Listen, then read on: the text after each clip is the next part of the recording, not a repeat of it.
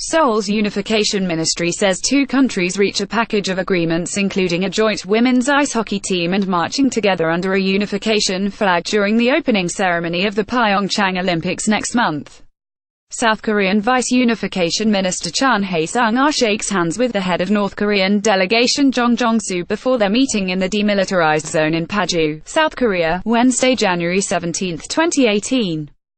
The rival Koreas agreed on Wednesday to form their first unified Olympic team and have their athletes parade together for the first time in 11 years during the opening ceremony of next month's Winter Olympics in South Korea, officials said. The agreements still require approval from the International Olympic Committee, but they are the most prominent steps toward rapprochement achieved by the Koreas since they recently began exploring cooperation during the Olympics following a year of heightened tension over the North's nuclear weapons program. During their third day of talks at the border in about a week, senior officials reached a package of agreements including fielding a joint women's ice hockey team and marching together under a unification flag depicting their peninsula during the opening ceremony, Seoul's Unification Ministry said. A joint statement distributed by the ministry said the North Korean Olympic delegation will travel to South Korea across their heavily fortified land border.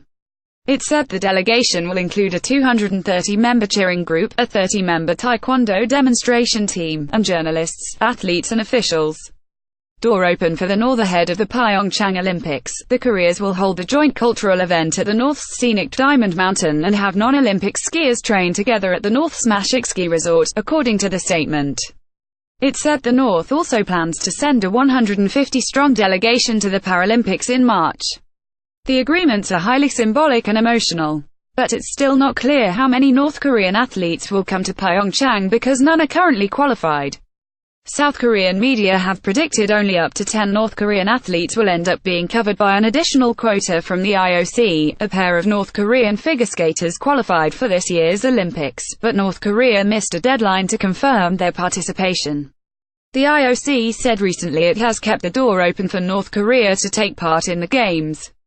IOC officials are to meet with sports and government officials from the two Koreas and officials from the Pyeongchang Organizing Committee in Switzerland on Saturday. The IOC said in statement Wednesday that it has taken note of a number of interesting proposals from different sources. There are many considerations with regard to the impact of these proposals on the other participating NOC's national Olympic committees and athletes. After having taken all this into consideration, the IOC will take its final decisions on Saturday in Lausanne, it said. This June 22, 2008 file photo shows South Korean soccer fans spreading a huge unification flag during a soccer match between South and North Korea for Asian qualifiers for the 2010 FIFA World Cup at Seoul World Cup Stadium in Seoul, South Korea. First joint Olympic team. The two Koreas have previously sent joint teams to major international sports events twice, both in 1991. One event was the World Table Tennis Championships in Chiba, Japan, and the other was soccer's World Youth Championship in Portugal. During an era of détente in the 2000s, their athletes marched together during the opening and closing ceremonies of 9 international sporting events, including the Olympics and Asian Games, but they failed to produce a joint team.